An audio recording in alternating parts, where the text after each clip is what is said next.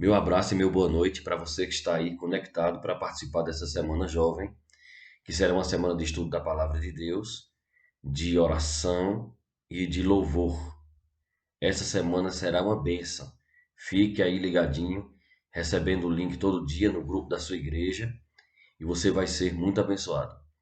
Essa semana a gente vai contar com a participação também do pastor Alex e do pastor Daione. Será uma semana muito abençoada. Agora eu quero pedir a você que abra sua Bíblia no livro do profeta Isaías, no capítulo 6 e no verso 8. Nós vamos ver como um encontro com Deus mudou radicalmente a maneira do profeta Isaías ver a vida e o seu próprio país, sua própria realidade. Olhe na sua Bíblia aí, capítulo 6 do profeta Isaías e o verso 8. Lá diz o seguinte: Depois disto, ouvi a voz do Senhor que dizia: A quem enviarei? E quem há de ir por nós? Disse eu: Eis-me aqui, envia-me a mim. Feche seus olhos e vamos falar com Deus. Nosso Deus e Pai, vamos agora ouvir a tua palavra e pedimos que teu Espírito Santo dirija a nossa mente para compreendermos a tua vontade, o teu desejo e para sermos iluminados pela tua palavra poderosa. Pedimos isso em nome de Cristo. Amém. Um conhecido autor de livros sobre motivação, chamado Stephen Covey, ele contou uma experiência que ele vivenciou no metrô de Nova York. As pessoas estavam num ambiente tranquilo e sereno. Uns lendo jornal, outros estavam com os olhos fechados, outros perdidos em seus pensamentos. Em resumo, havia um ambiente de paz e tranquilidade. De repente, um homem entrou no trem junto com suas crianças. E as crianças eram barulhentas, inquietas e desobedientes. E o ambiente logo ficou modificado. Enquanto as crianças iam para lá e para cá e gritavam e até pegavam o jornal das pessoas e tomavam, o pai permanecia quieto e com os olhos fechados. As crianças arremessavam objetos e ficou um clima de confusão ali dentro do metrô. Mas o pai permanecia quieto e com os olhos fechados. Stephen Covey ficou incomodado com aquilo que estava acontecendo e ele pensou e foi em direção ao pai e disse para eles: Você não vai fazer nada, suas crianças estão se comportando de maneira inadequada. Você vai ficar aí quieto. E aquele senhor que estava com os olhos fechados, ele abriu os olhos, olhou para Covey e disse: O senhor tem razão. Eu preciso fazer alguma coisa. Faz uma hora que essas crianças perderam a mãe. Ela morreu. E eu não sei como lidar com essa situação. E acho que elas não sabem também. Quando aquele pai falou isso para Covey, ele ficou chocado. Imediatamente, sua maneira de ver as coisas mudou. Ele olhou de maneira diferente para aquela circunstância e para aquelas crianças. E ele não só olhou, ele pensou de maneira diferente. Ele agiu de modo diferente. Sua irritação com as crianças desapareceu. Essa história nos mostra que, por um momento, a nossa visão pode mudar e quando nós vemos as coisas de maneira diferente, nós vamos pensar diferente e vamos agir diferente. Foi isso que aconteceu com o profeta Isaías. Um momento, uma visão, e a maneira de encarar a vida mudou completamente para o profeta. Vamos ver isso na palavra de Deus. O que está escrito aqui no capítulo 6 do profeta Isaías é uma descrição de como o profeta mudou radicalmente sua maneira de ver o mundo ao seu redor depois de se encontrar com Deus. Mas antes da gente entrar no estudo do capítulo 6 e do verso 8, é importante falar algumas coisas sobre o profeta Isaías. O profeta Isaías, ele é interessante porque ele é considerado como uma miniatura da Bíblia. Ele tem 66 capítulos. E é interessante que até o capítulo 39, o profeta Isaías aborda uma linha temática, e depois, nos próximos 27 capítulos, ele aborda uma outra linha. Até o capítulo 39, ele fala sobre o passado. A partir do capítulo 39 em diante, ele fala sobre o futuro. De fato, parece uma mini-bíblia, porque o Antigo Testamento tem 39 livros e o Novo Testamento 27. Veja que interessante. Mas, além disso, o profeta Isaías é conhecido como profeta messiânico, porque ele é o profeta que mais fala sobre Jesus. Ele fala sobre o nascimento de Jesus, a família de Jesus, sobre a unção de Jesus, sobre o caráter de Jesus, sobre a simplicidade da vida de Jesus. Fala sobre a natureza mansa de Jesus Cristo. Fala sobre sua morte, em Isaías 53, sobre sua ressurreição e também fala sobre seu reino glorioso. Isaías é o profeta que mais fala sobre Jesus. Você vai encontrar Jesus praticamente em cada capítulo, em cada página. Agora, no capítulo 6, o profeta Isaías está incomodado com o que está acontecendo ao seu redor. O povo de Israel estava longe de Deus. Longe. Eles estavam com o coração vazio. É tanto que você, ao ler o capítulo 1, por exemplo, do profeta Isaías, você vai ver uma descrição de quão terrível o povo estava longe. Eles iam à igreja, eles participavam dos rituais, mas Deus afirma no capítulo 1 que o coração deles estava longe de Deus. A condição espiritual era uma condição de ruína. E essa ruína se manifestava no comportamento dos israelitas. Havia violência, havia fraude, havia maltrato com os pobres, havia falta de respeito com o estrangeiro. Todas essas coisas que acontecem quando as pessoas estão longe de Deus. A sociedade estava desorganizada. Os israelitas não representavam a Deus. As festas solenes, as assembleias em que eles se juntavam, era apenas formalidade.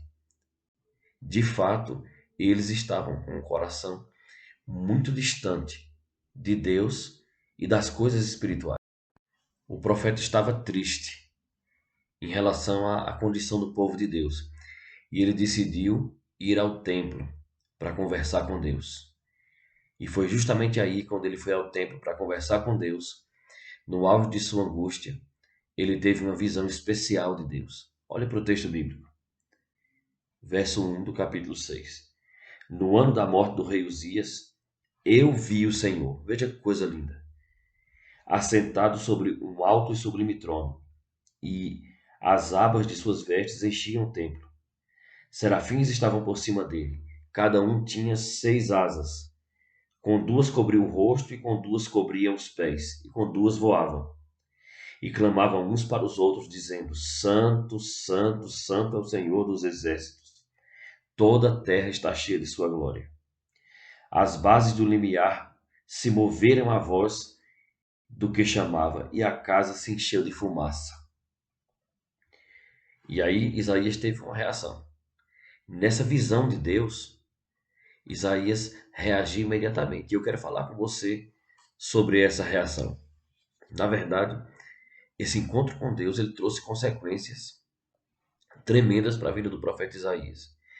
E a primeira delas está aqui no verso 5, quando o profeta Isaías diz: Então disse eu, ai de mim, estou perdido, porque sou homem de lábios impuros. Habito no meio de um povo de impuros lábios, e os meus olhos viram o Rei, o Senhor dos Exércitos. A primeira coisa que aconteceu quando Isaías se encontrou com Deus foi ele vivenciar a magnitude do seu pecado. Ele não fala do pecado ou das condições do povo, mas ele consegue se perceber. Quando nós temos um encontro real com Deus, a primeira coisa que nós vamos perceber é o tamanho e a dimensão da nossa pecaminosidade. Estar na presença de um Deus santo, puro, de um Deus sem mácula, é um confronto com a nossa natureza, é um confronto com o nosso caráter, um confronto com a nossa realidade. E foi isso que aconteceu com o profeta Isaías. Quando ele viu a Deus, ele percebeu o tamanho do seu pecado. Quando nós nos encontramos com Deus, nós não percebemos o pecado dos outros primeiro, mas primeiro nosso. É possível que muitos de nós precisamos de um encontro como esse com Deus, para perceber primeiro o que está acontecendo aqui dentro. Às vezes a gente é muito hábil em perceber o que está acontecendo fora, mas quando a gente se encontra com Deus, a gente começa a perceber o que está acontecendo dentro da gente. Muitas vezes o que está acontecendo dentro da gente é uma vida cheia de pecado, de desespero, uma vida que está em completa desarmonia com a palavra de Deus. Mas o profeta Isaías não foi deixado ao desespero. E a segunda coisa que acontece com o profeta é que ele consegue enxergar também a magnitude do perdão divino, a profundidade do perdão de Deus. Olhe para o texto bíblico. O verso 6 diz que um dos serafins voou e trouxe na mão uma brasa viva que tirou do altar. E com essa brasa tocou a boca do profeta e disse: Eis que a tua iniquidade está tirada e perdoado foi o teu pecado. Ao ver o desespero do profeta, que percebeu a profundidade do seu pecado, Deus, em sua misericórdia, através da ação do anjo, perdoou e removeu o pecado do profeta Isaías.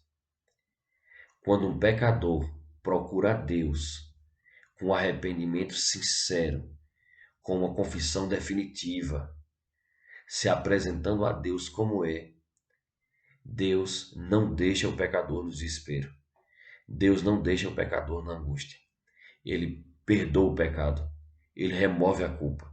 Ele purifica o coração do pecador. Porque Deus é misericordioso. Deus é paciente conosco. Deus espera que pecadores desesperados confessem o seu pecado. Ele está de braços abertos, pronto para receber. Hoje, Ele quer se encontrar com você. E Ele está esperando ouvir a sua confissão. Ele está esperando o seu arrependimento. Não importa quão profundo seja o buraco que você entrou de pecado. Não importa quão ampla seja a dimensão que afundou a sua vida. Deus espera recebê-lo de volta. E da mesma forma como Ele perdoou, purificou, como Ele removeu o pecado do profeta Isaías, hoje Ele quer remover o pecado do seu coração. Depois que Isaías percebeu o tamanho do seu pecado, depois que ele viu a profundidade do perdão de Deus, agora ele se enche de coragem para atender o chamado divino. Olhe na Bíblia. O texto bíblico aqui no capítulo 6 e no verso 8 que nós lemos no início diz: Depois disto, ouvi a voz do Senhor que dizia: A quem enviarei? E quem há de ir por nós? Disse eu: Eis-me aqui, envia-me a mim. Que palavra de coragem do profeta Isaías. Depois de ter o seu pecado removido, depois de ter o seu coração purificado, ele se enche agora de coragem e atende o chamado de Deus. O profeta Isaías serviu por muitos anos como profeta de Deus, como mensageiro de Deus. Ele viveu uma vida de sacrifício pela causa de Deus. E é importante lembrar que o profeta Isaías, ele também é um profeta pré-exílico. É o profeta que transmite mensagens especiais de Deus antes do exílio babilônico. E através desse profeta, Deus revelou importantes vislumbres do Messias. Isaías foi um profeta que trouxe esperança, que mostrou que se o povo fosse obediente, se o povo se voltasse para Deus, eles receberiam bênçãos, e a principal delas seria em breve a vinda do Messias. Isaías apresentou mensagens que incentivavam o povo a alterar suas condições espirituais. Ele foi um profeta que apelou para que a tragédia do exílio não acontecesse. Mas como tantos outros profetas, ele também enfrentou resistência e oposição. A história do profeta Isaías nos ensina que quando nós temos uma visão de Deus, jamais a nossa vida vai seguir da mesma maneira. Quando a gente se encontra com Deus, quando a gente se encontra com Jesus Cristo, a nossa vida, os nossos pensamentos, os nossos sentimentos, os nossos planos, eles não seguem da mesma forma. Mas para você ter uma visão profunda de Deus, você precisa ir à sua palavra. Se hoje você quer ter uma visão profunda de Deus, se você quer ter um encontro com Deus, você precisa ir à sua palavra. Muitos de nós temos profundas necessidades espirituais, mas muitas vezes nós estamos querendo encontrar Deus mais fora de sua palavra do que em sua palavra. E é certo que Deus se revela pela natureza, que Deus pode se revelar numa palavra de um amigo, num abraço de um amigo, numa mensagem de um amigo. Deus se mostra dessas maneiras. Mas Deus se mostra principalmente através de sua palavra. A Bíblia é uma revelação profunda de Deus. É a revelação que nós precisamos. Para você ter um encontro com Deus, para você ter uma visão de Deus, você precisa ir à sua palavra. Você precisa olhar para a maneira como Deus se manifesta na Bíblia. E eu tenho certeza que o Espírito Santo vai iluminar sua mente. E você vai ter um encontro com Deus. Você vai ver Deus de maneira especial. Você vai olhar para o Deus maravilhoso do Antigo Testamento que abriu o Mar Vermelho, que fez o sol parar. Mas no mesmo Antigo Testamento, no mesmo profeta Isaías, no capítulo 53, você vai ver o servo sofredor, que é a imagem que o profeta Isaías retrata de Cristo. A imagem de amor, de disposição, de doação. Nós precisamos imergir na palavra de Deus para ter uma visão dele. Você pode olhar através dos profetas, dos salmos, dos patriarcas, das profecias, e você vai encontrar Deus, sempre de braços abertos, sempre estendendo a mão para o seu povo, sempre tendo misericórdia do seu povo, mesmo quando ele age com justiça. Agora, quando nós temos uma visão de Deus, algo acontece em nossa vida. Nós sentimos a urgência de nos movimentarmos de maneira rápida e de sermos corajosos, como o profeta Isaías foi. Todo aquele que tem uma visão de Deus, ele desenvolve dentro do seu coração o senso de urgência, o desejo de agir rápido, a vontade de pregar, a vontade de fazer a palavra de Deus ser conhecida das pessoas. Toda vez que você tem um encontro profundo com Deus, você não consegue ficar com isso só para você. E foi isso que aconteceu com o profeta Isaías. Ele teve uma visão de Deus, o seu pecado foi perdoado, sua culpa foi removida, mas em seguida ele se enche de coragem. Ele tem um senso de urgência e ele se move rapidamente para, para pregar a palavra de Deus, para falar de como Deus agiu na sua vida. É isso que acontece com a gente. Se eu me encontro com Deus, se eu me aprofundo na sua palavra, aquilo que eu aprendi, aquilo que iluminou minha mente, agora se transforma num senso de urgência, se transforma num desejo de agir rápido e contar para as pessoas aquilo que Jesus Cristo é capaz de fazer. E foi isso que aconteceu na vida de Carlos, que é uma história que eu passo a contar agora para vocês. No período da Inquisição Espanhola, sob o reinado do imperador Carlos V, muitos crentes foram queimados em praça pública. E veja que terrível. O imperador, ele disse o seguinte: ele disse que ainda que lhe custasse 1000 vezes a própria vida, ele limparia todo o seu domínio do protestantismo. E antes de morrer, o filho do imperador Carlos V, Filipe II, ele se gabava de ter matado 18.000 protestantes. Quando esse reinado de terror começou, muitos crentes fugiram para a Inglaterra. E entre esses crentes estava a família de Spurgeon. Carlos Spurgeon fez parte de uma família de líderes e pastores cristãos protestantes. O avô dele era pastor, o pai dele era pastor, e ele cresceu nesse meio cristão.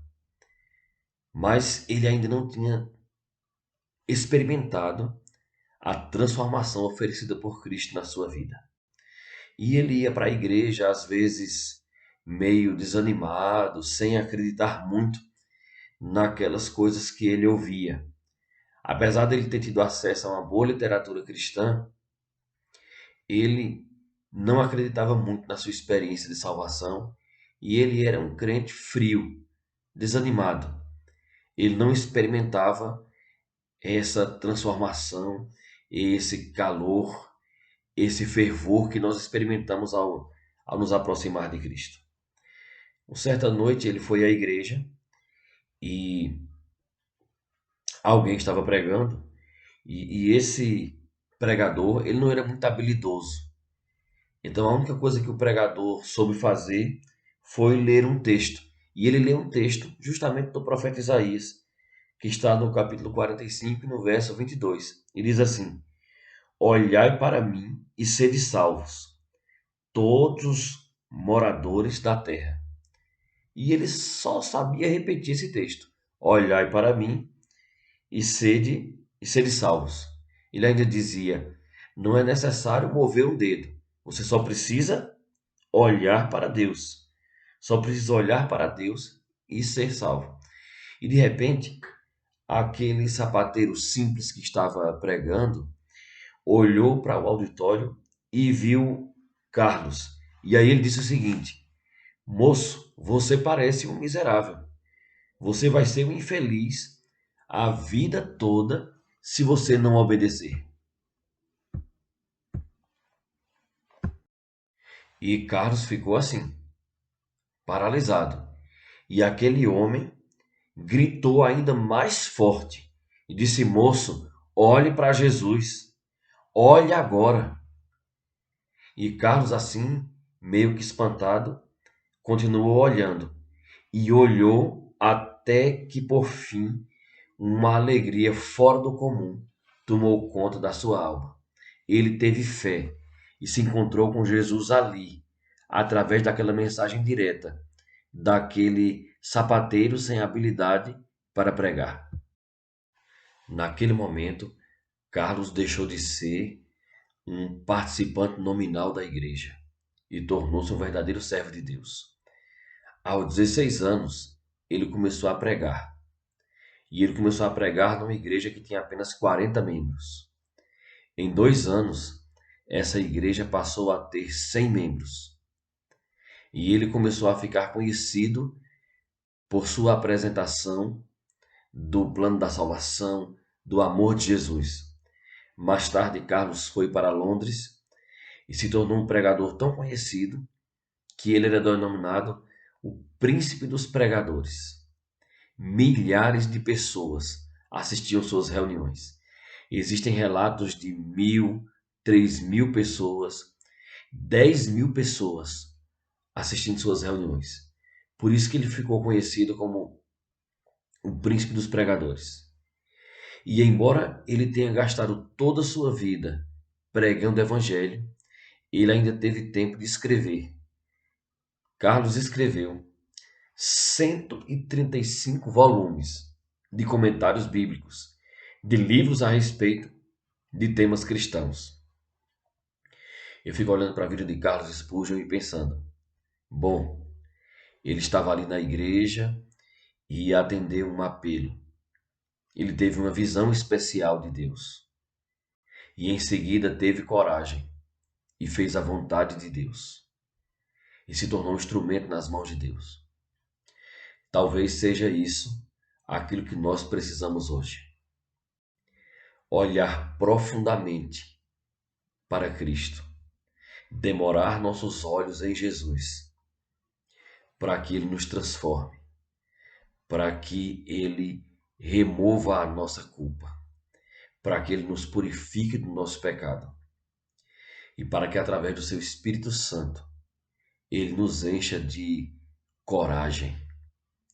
Ele coloca em nosso coração um senso de urgência para fazermos a vontade dele.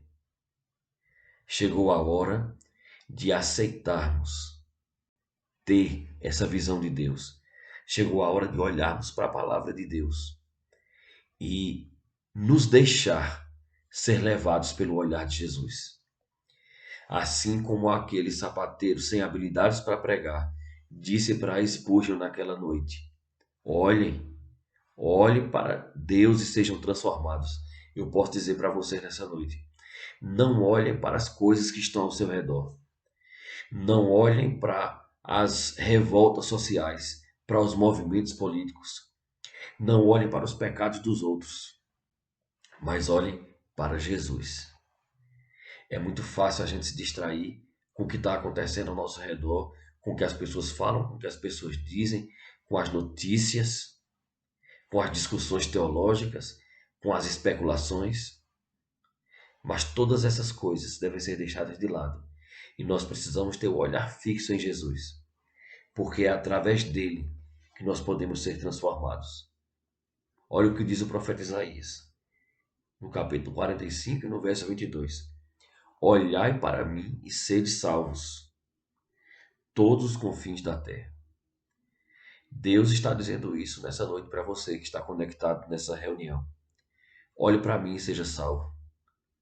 Olhe para mim e seja salvo do desânimo, salvo do desespero, salvo do seu pecado, salvo dessa tristeza, dessa lama que você está envolvido. Jesus está dizendo para você: olhe para mim e seja salvo. Para quem você vai olhar agora? Aonde está o seu olhar nessa noite? O seu olhar está nas distrações, nas revoltas, nas angústias que esse mundo pode proporcionar? Ou o seu olhar agora está em Jesus? Eu quero desafiar você. Eu quero convidar você para nessa noite olhar para Jesus. Tire o olhar das coisas que te deixam perplexo nesse momento, das coisas que te deixam preocupado, e olhe para Jesus Cristo. Ele vai remover sua culpa. Ele vai te purificar do pecado. E ele vai encher sua vida de coragem para que você seja um instrumento nas mãos dele para iluminar a vida de pessoas que estão vivendo nas trevas, estão vivendo na obscuridade. Decida hoje olhar para o Senhor, ser transformado pelo Senhor e se encher da coragem que só o Espírito Santo pode dar. Convido você para orar. Vamos fazer esse compromisso através da oração. Nosso Deus, somos distraídos com tantos olhares. Somos distraídos com tantas coisas ao nosso redor que chamam a nossa atenção. Mas nesse momento, nós queremos olhar para o Senhor para sermos salvos. Salvos de nosso desânimo, de nossa monotonia, de nossa letargia, de nossa fraqueza, de nosso pecado. Salvos da nossa sentença de perdição. Olhamos para o Senhor agora na certeza de que o Senhor vai agir em nossa vida, vai remover o nosso pecado, vai nos limpar de nossa culpa e vai encher a nossa vida de coragem para te servir e fazer a tua vontade. É assim que nós oramos, no nome poderoso de Jesus Cristo. Amém. Meu querido, Que Deus te abençoe, que Deus te fortaleça. E amanhã, nesse mesmo horário, conecte-se aqui. Você vai receber o link no grupo da sua igreja para que nós continuemos essa jornada de estudo da palavra de Deus, de louvor e de oração, porque chegou a hora de nós buscarmos o Senhor. Um grande abraço para você e até amanhã.